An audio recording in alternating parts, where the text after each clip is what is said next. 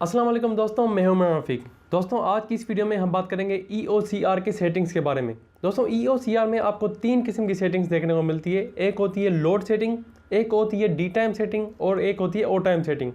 तो अगर आप इंडस्ट्री में या घर में किसी भी जगह पे अगर आप EOCR की सेटिंग्स चेंज कर रहे हैं तो आपको ये पता होना चाहिए कि आप जो भी सेटिंग चेंज कर रहे हैं उसका इम्पैक्ट किस चीज़ पे पड़ेगा। अगर आप लोड चेंज कर रहे हैं तो उसका इम्पैक्ट किस चीज़ पे पड़ेगा। अगर आप डी टाइम की सेटिंग चेंज कर रहे हैं तो इसका इम्पैक्ट किस चीज़ पे पड़ेगा। अगर आप ओ टाइम की सेटिंग चेंज कर रहे हैं तो इसका इम्पैक्ट किस चीज़ पे पड़ेगा। तो बिना टाइम वेस्ट किए वीडियो को शुरू करते हैं। दोस्तों सबसे पहले जो आपको वहाँ पे सेटिंग देखने को मिलती है वो मिलती है लोड की, जिसके सामने आपको ए भी लिखा हुआ मिलता है। इसका मतलब है ये जो लोड है वो एम्पेयर्स में है, ये लोड पावर में नहीं है।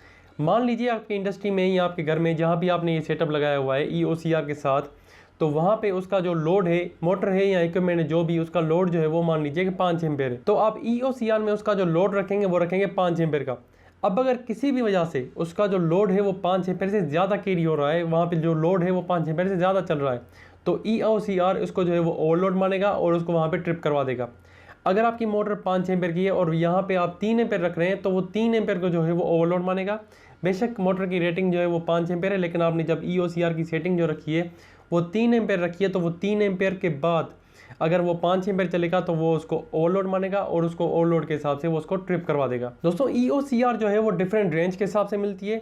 कोई जो है वो उसकी 6 एम्पेयर रेंज होती है, किसी की 10 एम्पेयर होती है, किसी की 30 एम्पेयर, किसी की 60 एम्पेयर भी होती है। तो लोड के मुताबिक आप EOCR की जो है वो रेंज सेलेक्ट करेंगे। तो अगर आपको EOCR परचेस करनी हो तो आप अपने लोड के हिसाब से EOCR को परचेस करेंगे कि आपका लोड कितना है, उसके हिसाब से आपकी EOCR की जो है वो रेंज आप सेलेक्ट करेंगे और उस हिसाब से आप EOCR को परचेस करेंगे। दोस्तों जो सेकंड सेटिंग हमें मिलती है EOCR में वो है डी टाइम। डी टाइम का मतलब है यहाँ पे डिले टाइम, लेकिन कौन सा डिले टाइम, इसको हम स्टार्टिंग डिले टाइम कहते हैं। मतलब मोटर के चलने के टाइम पे जो मोटर जो है वो अपने रेटेड करंट से 6 to 7 टाइम्स ज़्यादा जो करंट ड्रॉ करती है, जिसको हम इनरश करंट या ट्रांजिएंट करंट कहते हैं, ये सेटिंग उसके लिए है कि ऐसा ना हो कि मोटर चलते ही जब वो 6 to 7 टाइम्स करंट को ज़्यादा ड्रॉ करेगी तो वो उसी टाइम पे जो है वो मोटर को ट्रिप करवा दे। इसलिए जो है यहाँ पे डिले टाइम होता है।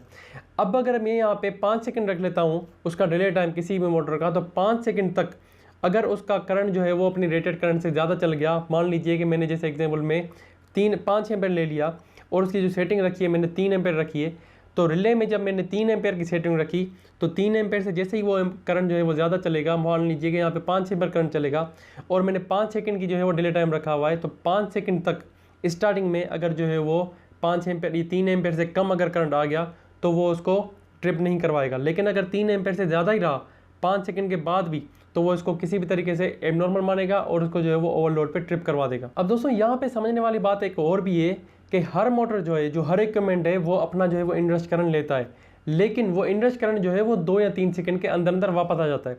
तो यहाँ पे डिले टाइम की सेटिंग देने की क्या ज़रूरत है कि वो हर मोटर अगर ये लेता है, इनरश करंट उसमें होता है, तो ये ऑटोमेटिकली हो जाना चाहिए। लेकिन ऐसा क्यों हो रहा है कि इसमें यहाँ पे डिले टाइम की सेटिंग दी हुई है? तो दोस्तों इसका जवाब है कि ये चीज़ डिपेंड करती है एप्लीकेशन टू एप्लीकेशन।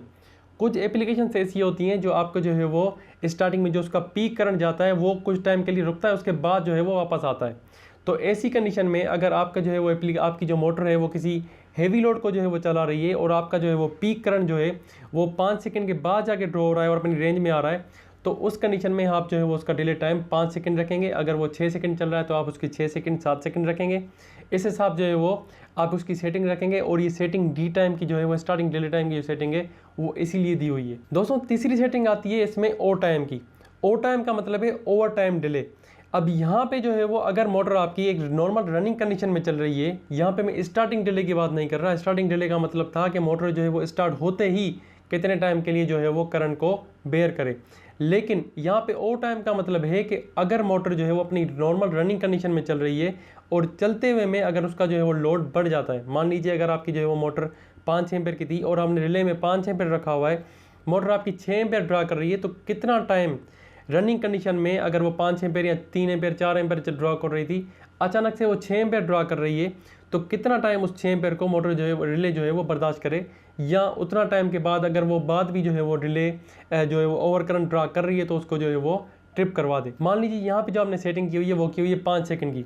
तो अगर नॉर्मल कंडीशन में अगर आपकी मोटर जो है वो चल रही है और चलते हुए में उसका जो है वो करंट 6 एम्पेयर ड्रॉ होने लगा है, क्योंकि रिले में आपकी जो है 5 एम्पेयर की सेटिंग है, तो 6 एम्पेयर जो ड्रॉ कर रहा है, अगर वो 6 एम्पेयर 5 सेकंड के अंदर वापस आ गया तो फिर तो ठीक है, वो उसको ट्रिप नहीं करवाएगी।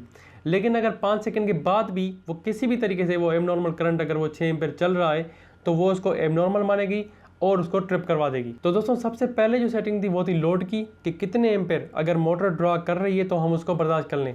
मोटर कितने भी करंट की हो, अगर आपने रिले पे उतने करंट रखा है तो वो उतना करंट जो है वो ड्रॉ करेगी, उसके बाद उसको ट्रिप करवा देगी। अगर आपने जो है वो मोटर आपकी 5 एम्पेयर की है और हमने रिले पे भी 5 एम्पेयर रखा है तो 6 एम्पेयर भी जो है वो उसको ट्रिप करवा देगी। दूसरी जो सेटिंग थी डिले टाइम की, वो स्टार्टिंग डिले टाइम की थी कि स्टार्टिंग में अगर वो अपनी मोटर जो है वो पीक करंट में जा रही है तो कितने सेकंड उसको बर्दाश्त करे, उसके बाद जो है वो उसको ट्रिप करवा दे।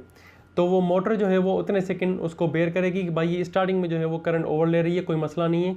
अगर वो 5 सेकंड हमने रखा है और 5 सेकंड के अंदर अंदर वापस 3 एम्पेयर पे आ गई, 4 एम्पेयर पे आ गई, तो फिर तो कोई मसला नहीं है, उसको जो है वो कंटिन्यू करेगी, वरना फिर उसको ट्रिप करवा देगी। और थर्ड ऑप्शन जो है वो है ओवर टाइम डिले का। अगर रनिंग कंडीशन में आपकी मोटर एक नॉर्मल स्मूथ कंडीशन में चल रही है और उसके बाद अगर वो ओवर करंट ड्रा कर रही है किसी भी वजह से, अगर तो वहाँ पे आपको जो भी टाइम सेटिंग रखेंगे, अगर आप 3 सेकंड रखते हैं ओवर टाइम डिले में, तो वो 3 सेकंड तक उस ओवर करंट को बर्दाश्त करेगी, उसके बाद उसको ट्रिप करवा देगी। तो दोस्तों वीडियो पसंद आने की सूरत में वीडियो को लाइक एंड चैनल को सब्सक्राइब जरूर कीजिएगा। मिलते हैं ऐसे ही किसी इंटरेस्टिंग टॉपिक के साथ, तब तक अपना ख्याल रखिए। अल्लाह हाफिज़।